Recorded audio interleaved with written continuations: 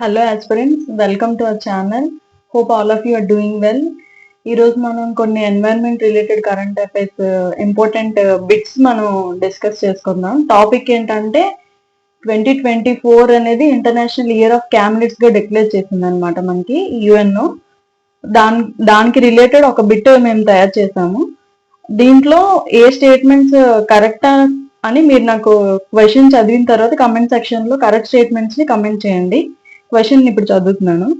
UN అనేది declare 2024 is the international year of camelids to emphasize the significant importance of camelids in the lives of people worldwide. ఈ statement meaning ఏం చెప్తుందంటే, UNO అనేది declare చేసింది అనమాట ఈ 2024 international year of క్యామ్లిడ్స్ గా. ఎందుకు అని అంటే క్యామ్లిడ్స్ అనేవి అదొక సబ్ స్పీసీస్ అనమాట క్యామెల్స్ లో. అది మన పీపుల్ తాలూకు లైఫ్ లో ఎంత దాని రోల్ అంటే ఎంత ఇంపార్టెంట్ మనకి తెలియజెప్పడానికి యుఎన్ఓ అనేది డిక్లేర్ చేసింది. అది ఫస్ట్ స్టేట్మెంట్ మీనింగ్ అనమాట. సెకండ్ స్టేట్మెంట్ ఏంటంటే, they play crucial role in meeting millennium development goals by providing source of milk, meat, fibre. ఈ స్టేట్మెంట్ ఇది నేను చెప్పేస్తున్నాను, ఇది రాంగ్ స్టేట్మెంట్ అనమాట. ఎందుకంటే ఇక్కడ మిలీనియం డెవలప్మెంట్ గోల్స్ అని ఇవ్వకూడదు, సస్టైనబుల్ డెవలప్మెంట్ గోల్స్ అని ఇవ్వాలి. ఇక్కడ ఏంటంటే ఆ క్యామ్లిడ్స్ అనేవి పీపుల్ కి ఏమేమి ప్రొవైడ్ చేస్తున్నాయి అంటే మిల్క్ ని, మీట్ ని, ఫైబర్, ట్రాన్స్పోర్టేషన్ లో కూడా హెల్ప్ చేస్తాయి అనమాట. తద్వారా ఏంటంటే అవి ఎక్కడ ఉంటాయి అంటే ఇవి మొత్తం 90 కంట్రీస్ లో అనమాట ఉంటున్నాయి.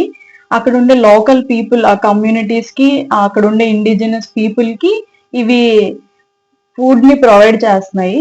నెక్స్ట్ అదే కాకుండా ఎకనామిక్ గ్రోత్ లో కూడా ఇవి తోడ్పడుతున్నాయి అనమాట. ఇక్కడ మిలీనియం డెవలప్మెంట్ గోల్స్ కాదు, సస్టైనబుల్ డెవలప్మెంట్ గోల్స్ కి మనం అచీవ్ అవ్వడంలో ఇవి హెల్ప్ చేస్తున్నాయి. ఇవి అంటే ఫుడ్ సెక్యూరిటీకి ఇవి హెల్ప్ చేస్తున్నాయి. అంటే మనకి ఏ సస్టైనబుల్ డెవలప్మెంట్ గోల్ అనేది మనకి ఫుడ్ సెక్యూరిటీకి రిలేటెడ్ అని అంటే జీరో హంగర్, అది sustainable development goal number 2. Next third statement ఏంటంటే, international year of camelids 2024 aims to raise awareness of their untapped potential and encourage investments in the camlid sector. ఈ statement దానికి meaning ఏంటంటే, అసలు main year ని అలా declare చేయడానికి గల కారణం ఏంటంటే ఆ క్యామ్లిట్స్ గురించి పీపుల్ లో ఒక అవేర్నెస్ క్రియేట్ చేయాలి. నెక్స్ట్ ఆ సెక్టార్ లో, ఆ క్యామ్లిట్స్ సెక్టార్ లో ఇన్వెస్ట్మెంట్స్ అనేవి రైజ్ చేయాలి. Next science and technology, research, capacity building ఇవన్నీ కూడా తీసుకురావాలి అని చెప్పి మన యుఎన్ఓ తాలూగా గోల్ అనమాట ఇది. ఈ స్టేట్మెంట్ కూడా కరెక్ట్. సెకండ్ స్టేట్మెంట్ లో అక్కడ మిలీనియం డెవలప్మెంట్ గోల్స్ కాదు, సస్టైనబుల్ డెవలప్మెంట్ గోల్స్.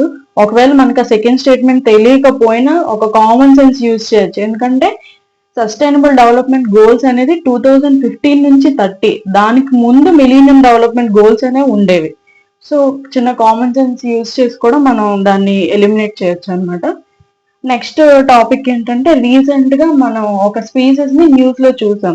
అదేంటంటే స్క్వాలస్ హిమా అనేది ఏంటంటే ఇది ఒక న్యూలీ ఐడెంటిఫైడ్ స్పీసెస్ అనమాట ఫ్రమ్ కేరళ నుంచి అలాంగ్ ద అరేబియన్ సీ. ఇప్పుడు ఈ స్క్వాలస్ హిమా అనేది ఏంటి ఇదని ఆప్షన్స్ చూడండి.